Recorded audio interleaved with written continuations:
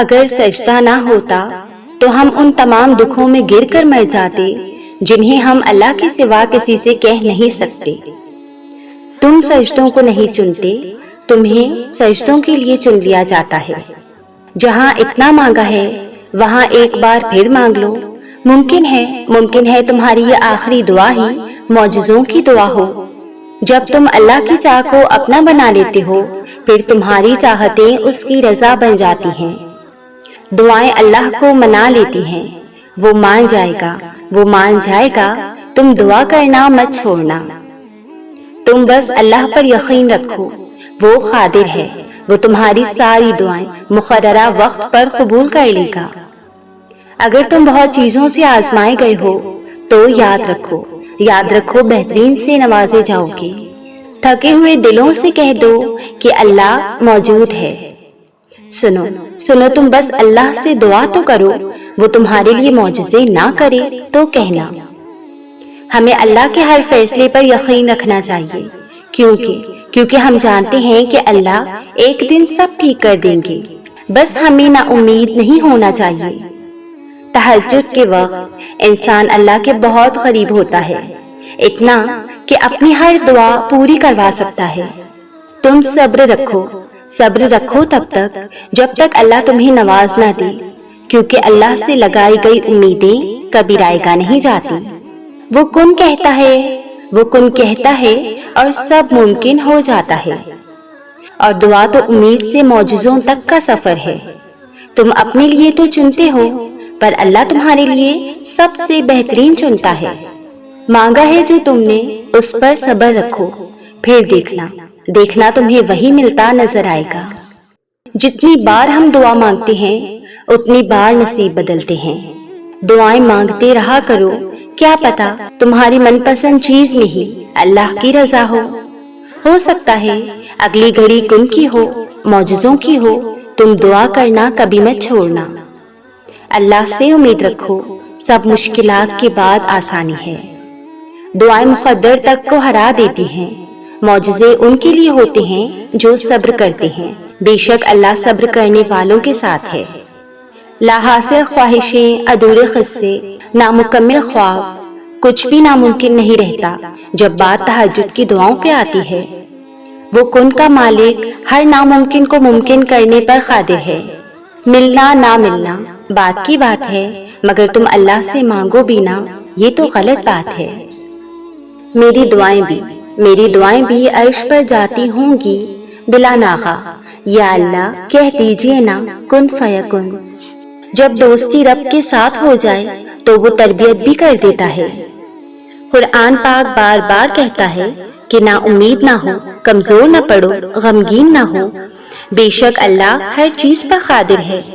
توکل کرو اور پھر دیکھو کہ اللہ تمہیں وہاں سے عطا کرے گا جہاں سے تمہیں عطا کے ذریعے نظر نہیں آتے۔ اللہ جب کسی کو اپنی طرف لانا چاہتا ہے تو اسے کسی کے ہاتھوں ضرور توڑتا ہے تاکہ اسے احساس ہو کہ اللہ کی محبت کے علاوہ سب محبتیں جھوٹی ہیں۔ اللہ تمہاری دعاؤں کا جواب ان ذریعوں سے دیتا ہے جو تمہارے لیے بہتر ہوتے ہیں، ان ذریعوں سے نہیں جنہیں تم بہتر سمجھتے ہو۔ بے شک تم نہیں جانتے، اللہ جانتا ہے۔ زندگی میں ہر پریشانی کا ایک ہی حل ہے، اللہ سے بات کریں، اللہ سے مانگیں، اللہ پر چھوڑ دیں۔ سنو اللہ پر یقین رکھنے والے مایوس نہیں ہوا کرتے، بلکہ اپنا معاملہ اللہ کے سپرد کر کے بے فکر ہو جایا کرتے ہیں۔ پھر اللہ بھی ان کے ساتھ خیر کا معاملہ کر کے انہیں ہمیشہ کے لیے خوش کر دیتا ہے۔ جب معاملات اللہ کے سپرد کر دیے جاتے ہیں نا تو ممکنات کے تمام راستے کھول دیے جاتے ہیں۔ تم اس پر یقین کی حد کر کے تو دیکھو، وہ معجزوں کی حد نہ کر دے تو کہنا۔ اللہ کی محبت انسان کو خاک سے خاص بنا دیتی ہے۔ جسے رب مل جاتا ہے اسے سب مل جاتا ہے، اور جو رب سے غافل ہو گیا وہ سب کچھ پا کر بھی خالی ہاتھ رہ گیا۔ جو اللہ کو جان جائے، جو اللہ کو پہچان جائے، پھر اسے اللہ کے آگے جھکنا مشکل نہیں لگتا، پھر نمازیں باری نہیں لگا کرتی، پھر سجدے بے روح نہیں لگا کرتے، بلکہ پھر سر کے ساتھ دل بھی جھکا کرتے ہیں۔ ارے نماز تو تحفہ ہے اور تحفہ تو خوشی خوشی قبول کر لیا جاتا ہے۔ نماز تو اللہ سے ملاقات کا ذریعہ ہے۔ جب اپنے رب سے ملاقات کا وقت ہو تو یہ مت سوچنا کہ مجھے تو ابھی یہ کام کرنا ہے، مجھے تو وہاں جانا ہے، بلکہ دنیا کے تمام کام چھوڑ دینا چاہیے، چاہے وہ کتنے ہی ضروری کیوں نہ ہو۔ اللہ سے زیادہ ضروری تو نہیں ہو سکتا۔ سب کام چھوڑ دینا اس سے ملاقات کے لیے، سب کام چھوڑ دینا اس کے آگے جھکنے کے لیے۔ تم تو بہت خاص ہو کہ اس نے تمہیں خود سے ملاقات کے لیے چنا۔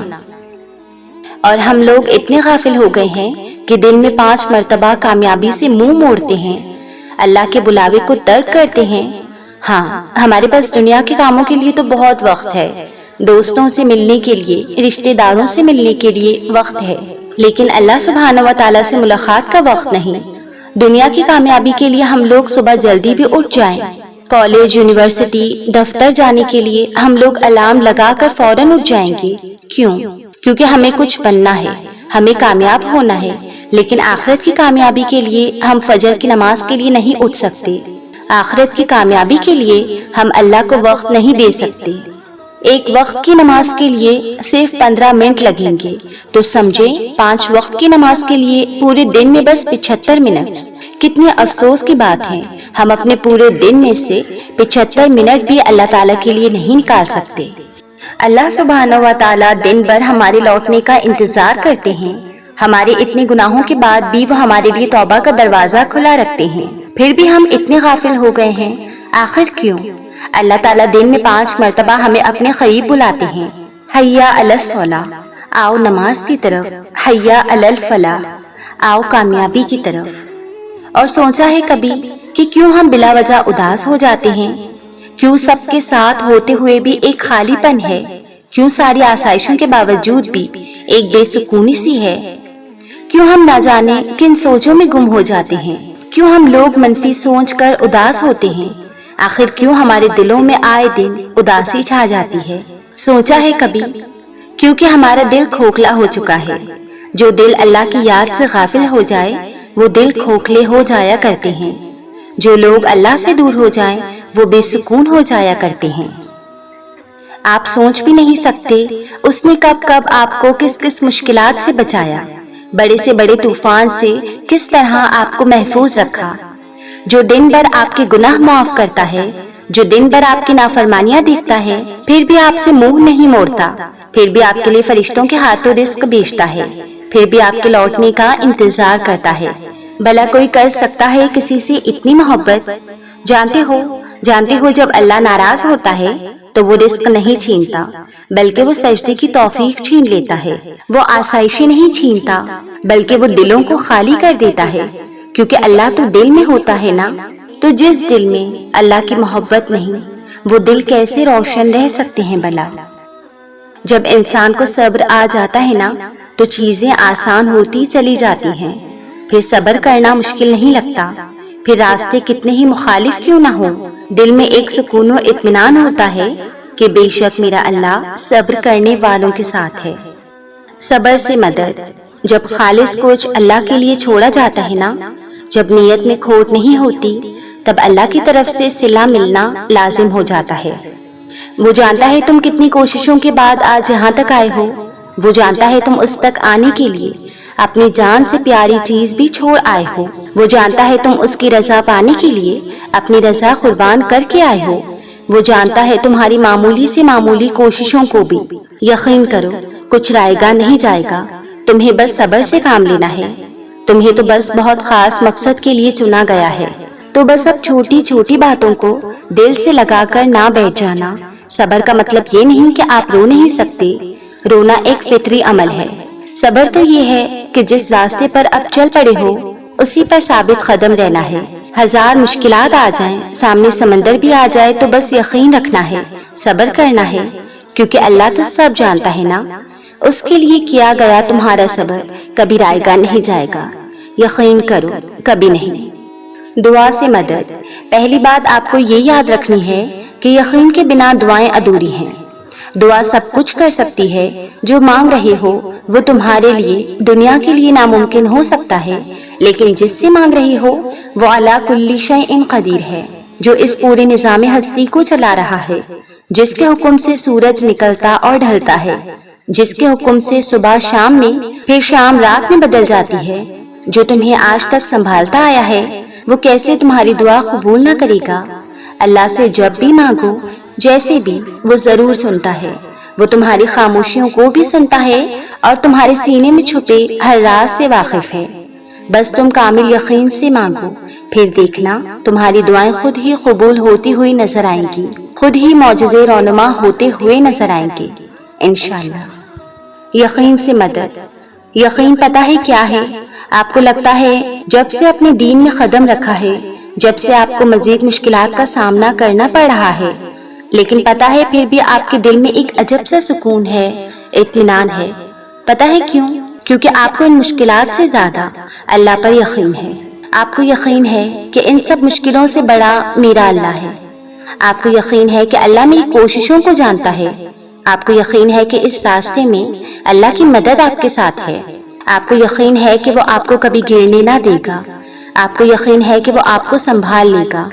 آپ کو اس بات کا یقین ہے یہ راستہ تو سیدھا میرے اللہ تک جاتا ہے، تو راستوں کی دشواریوں سے کیا گھبرانا۔ آپ کو یقین ہے جو اس کی طرف ایک قدم بڑھاتا ہے تو 10 قدم دوڑ کر آپ کی طرف وہ آتا ہے۔